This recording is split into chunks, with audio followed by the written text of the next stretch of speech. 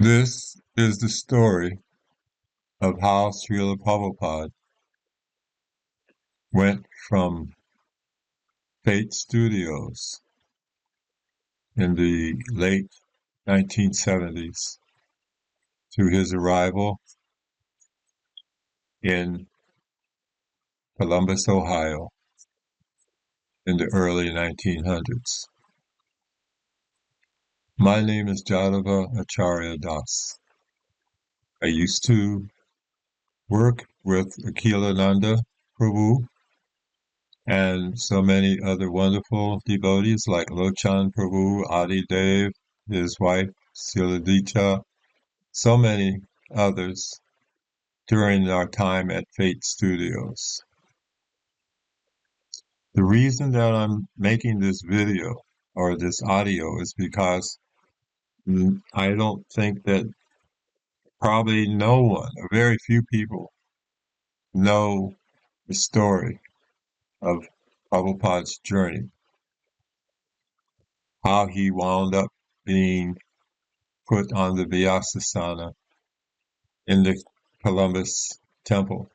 At that time, it was known by as the Krishna house. And it was all due to the mercy of Srimati Malati Devi Dasi, who began the uh, preaching center, the Krishna house, in the late or early 1990s. I can't remember dates, so I won't try to say dates, but I can remember events. So the story begins back in the early 70s, probably between 1971 and 1972. As a young brahmachari, I was instructed by Bhagavan Das, who was the temple president and I guess for all practical purposes, the GBC of the Midwest. And we were at the Detroit temple, and he told me that he wanted me to go to Columbus and to help to close the temple because there were only two devotees still there.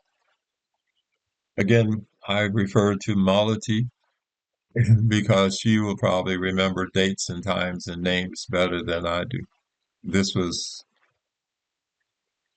well over 50 some years ago, so forgive my mind, I can't remember, but I can remember the events. So I went to Columbus and helped the devotees close the temple on Bhagavan's instructions. And later, we come to find out, Prabhupada, once he knew, he was very upset because he had originally stated that he wanted the preaching to go on at Columbus at the University, Ohio State, because there were so many good opportunities for preaching. And I do remember that that was part of what Bhagavan later said, that Prabhupada did not like that. So I was following instructions, and I take no blame for doing my duty. However, it was only until years later that I fully understood that Srila Prabhupada had a desire to want to come back to Columbus. So now we go to early or late 1970s, after Srila Prabhupada has left his body, probably 78, 79, and I was living in Detroit. Actually, no, I was living in Youngstown, Ohio. My first son, Narayan, who was born in 1976, when he was about 3 years old, we moved to Los Angeles. with the help of my brother Rasa Parian, who is also a very great devotee. And we stayed there and started. My first opportunity for service was with the devotees at the Fate Studios. And there is where I met His Grace Akhilananda Prabhu, who was so wonderful and so good at his service. So I began to help him.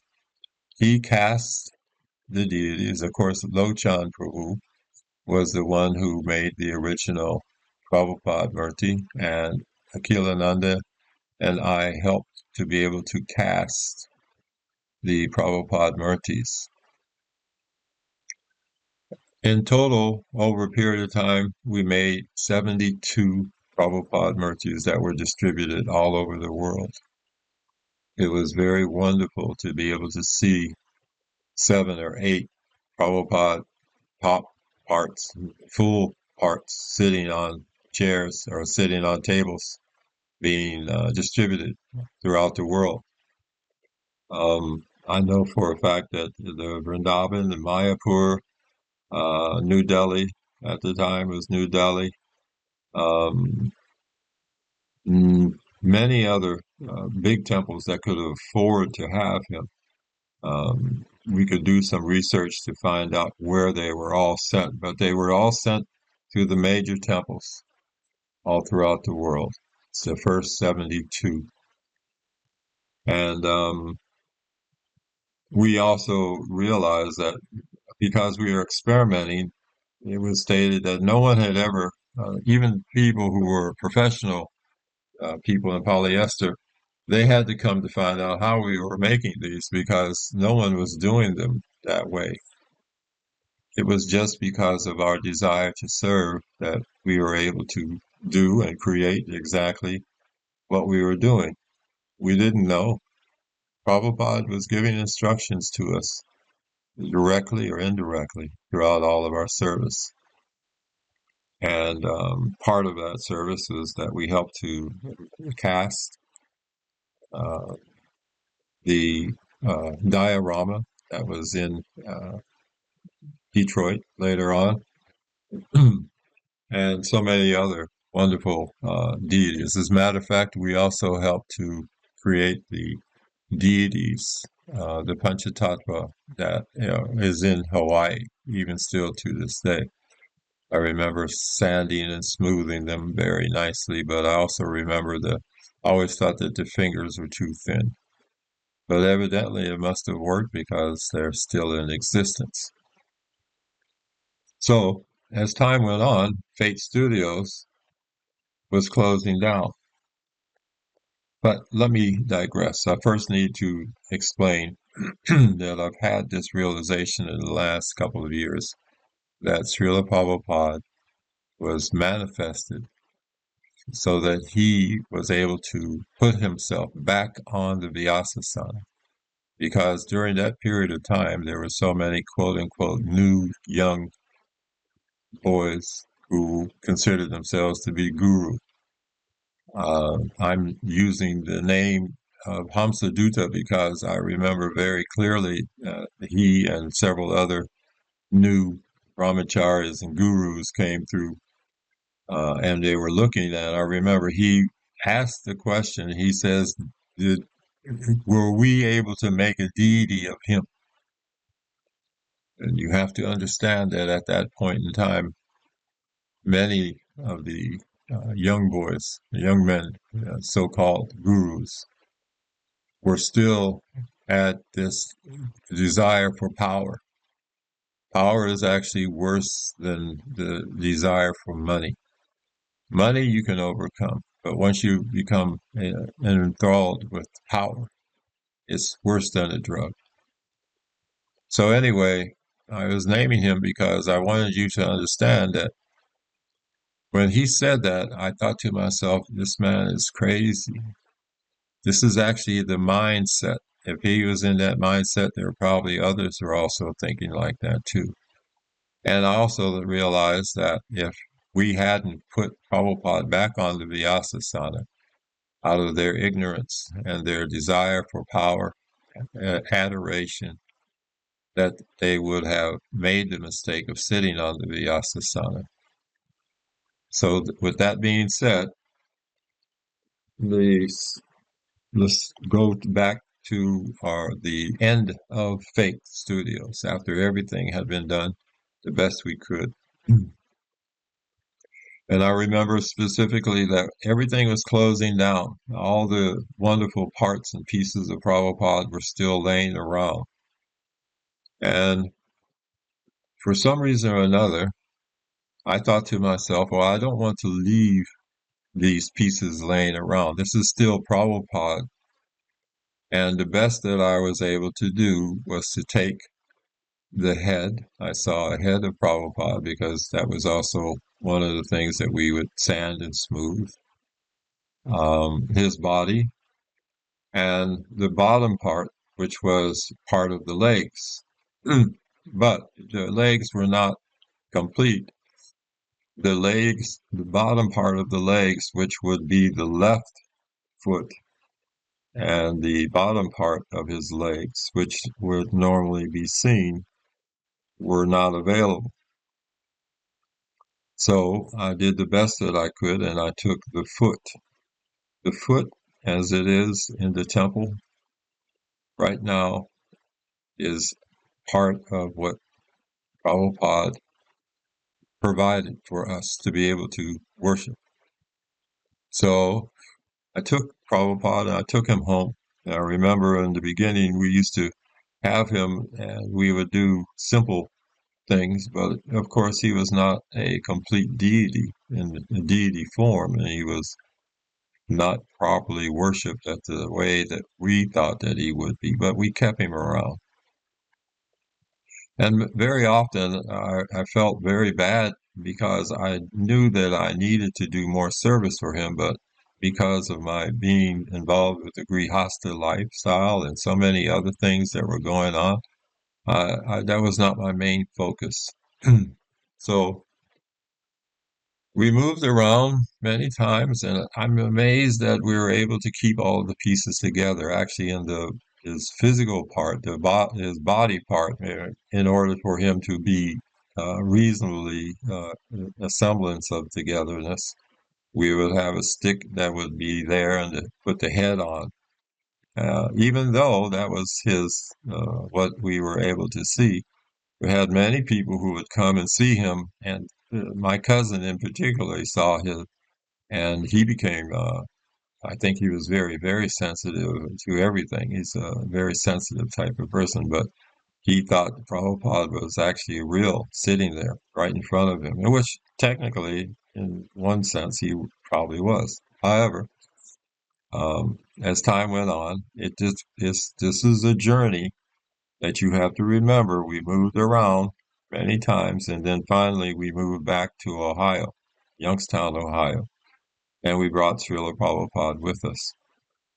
Well, at that time, by then, it was in the late 80s, and the whole purpose of having Prabhupada became nonsensical to me because I knew that we were not worshiping him and he was not in a full form. So I didn't want to be offending him anymore, and under any circumstances, period, because that is, Prabhupada is my only hope.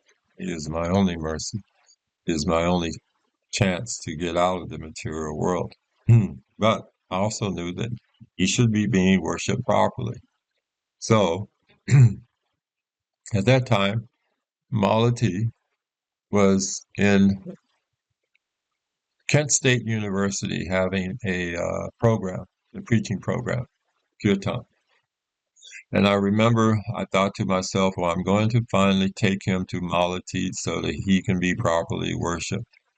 I remember I gave him a big hug and a kiss on the cheek, and I says, I'm taking you to Malati, knowing that she is one of his daughters, his most favorite daughters, who's been with him from almost the very beginning. And then I thought to myself, now he can be safe. She will know what to do, which she did.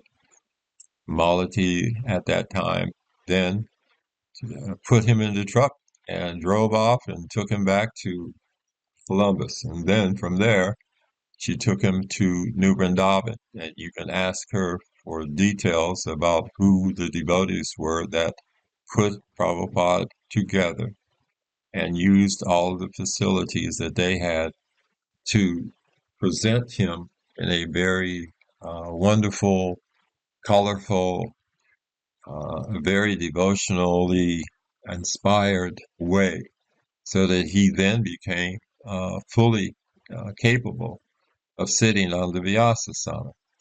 The only problem is that the foot did not fit on the bottom of his, what we call the gumsha.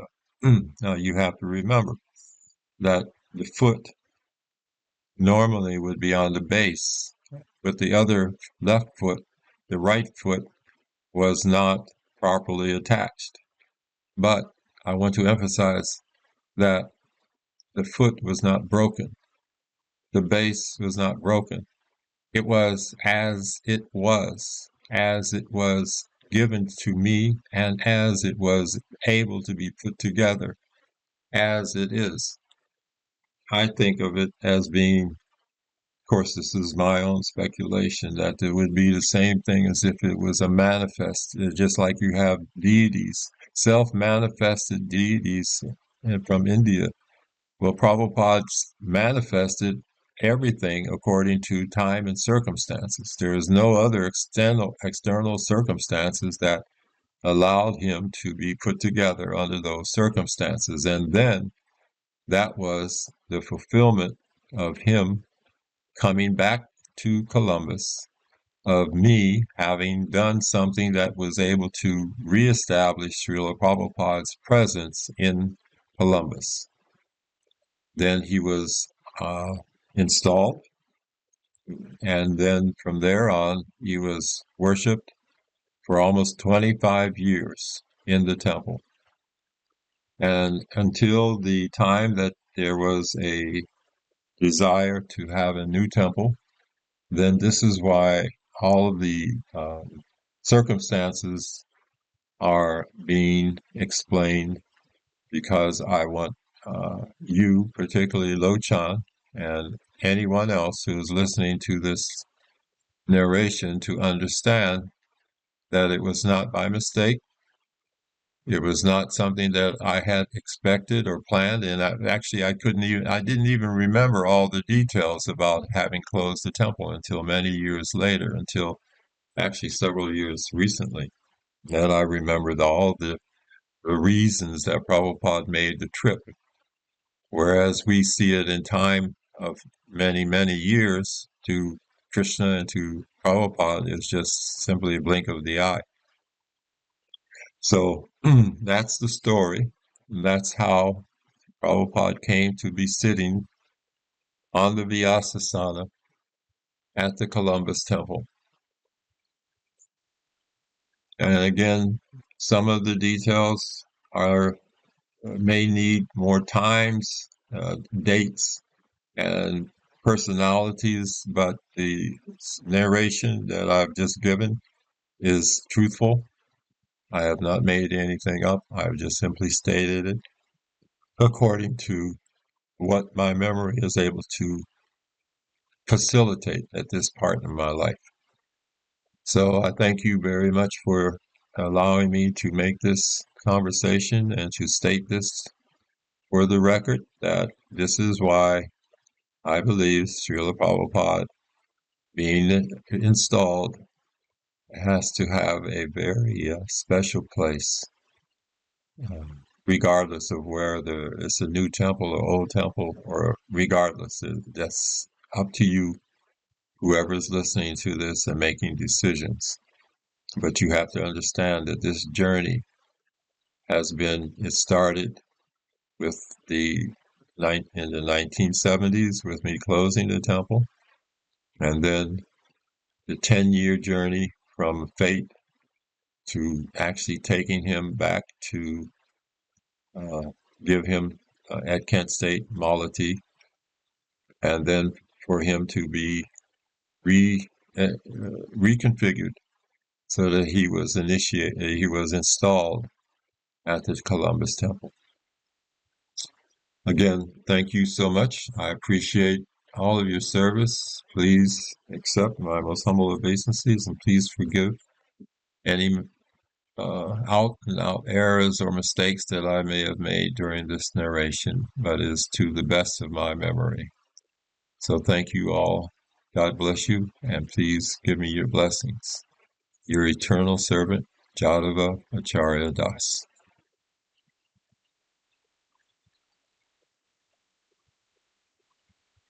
Hey everyone! Ready for a deep dive into something truly fascinating? We're going to be tracing the path of a sacred statue of Srila Prabhupada, the founder of the Hare Krishna movement. You got it. All the way to its place of honor on the Vyasana in Columbus, Ohio. Oh, wow.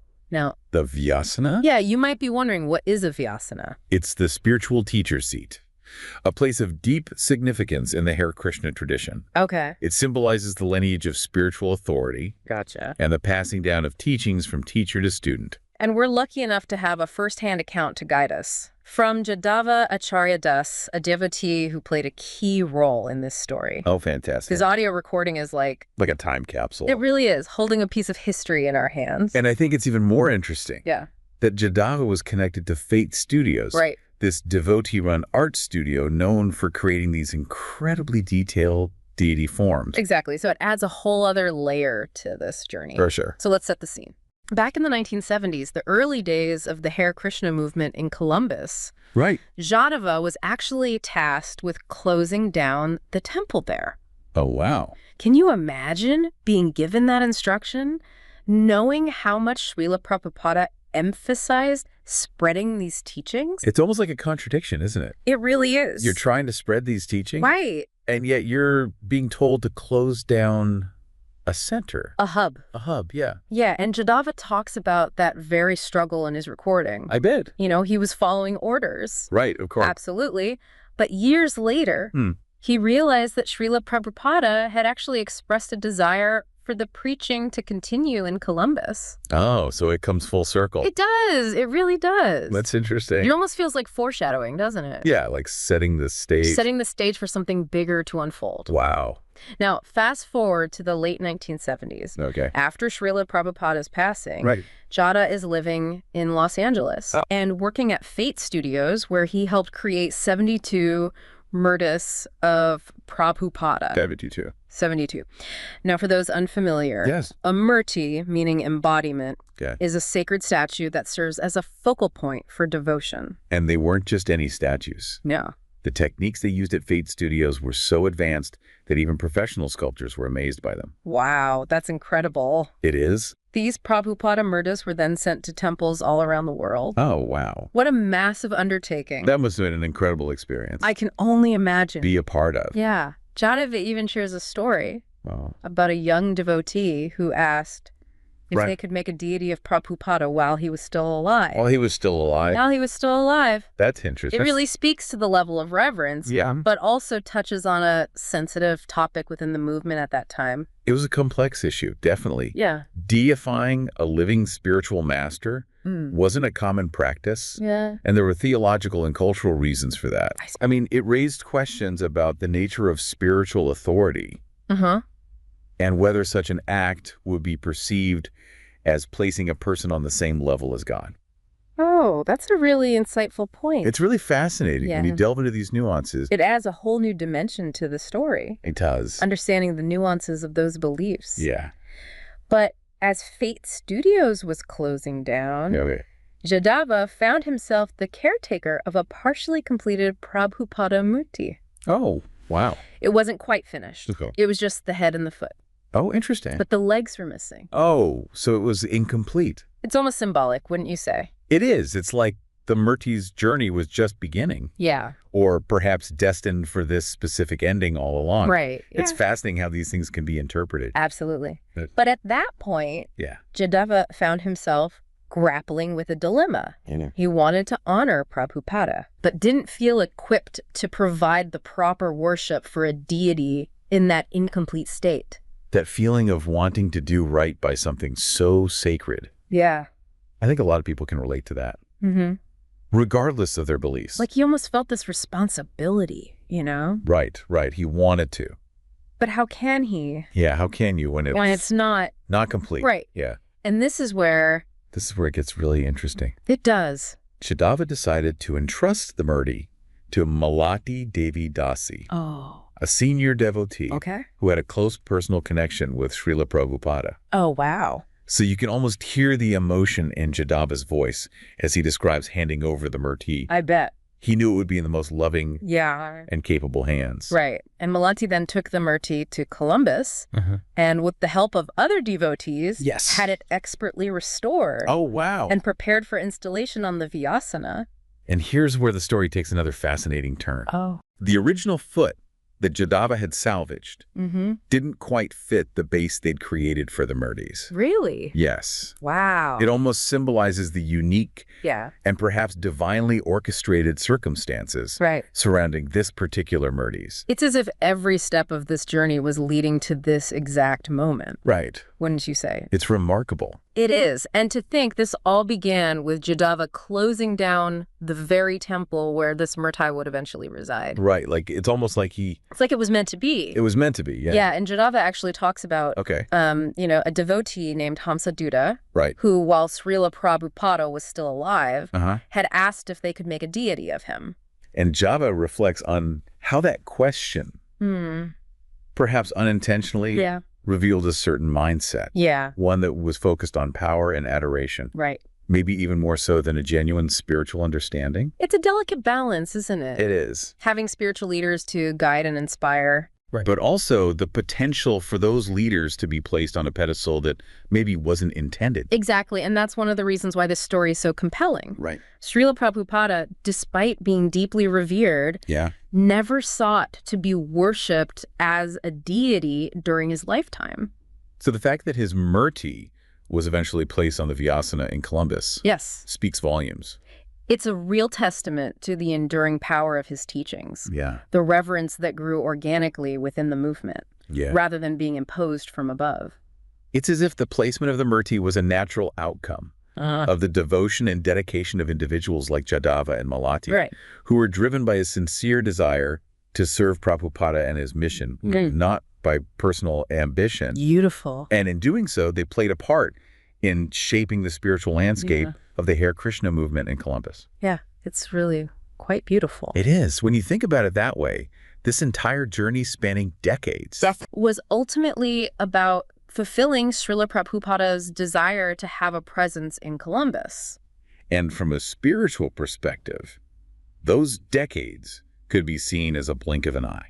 Wow. It challenges our typical linear way of thinking about time, doesn't it? Absolutely. It makes you realize that there are different ways of measuring time. Yeah. Linear time versus spiritual time. Right, spiritual time. Precisely. And Jadhava emphasizes that this wasn't some carefully orchestrated plan. Right. But rather a series of events that unfolded according to what he calls Krishna's arrangement. Krishna's arrangement. Yeah. So are we saying that everything happens for a reason? Well, that's a question that has puzzled philosophers and theologians for centuries. Yeah. But Jadhava's experience certainly suggests that there might be a deeper intelligence at play. Okay. Orchestrating events in ways we may not always understand. And sometimes it's only by looking back and connecting the dots that we can begin to see the bigger picture. That's a great point.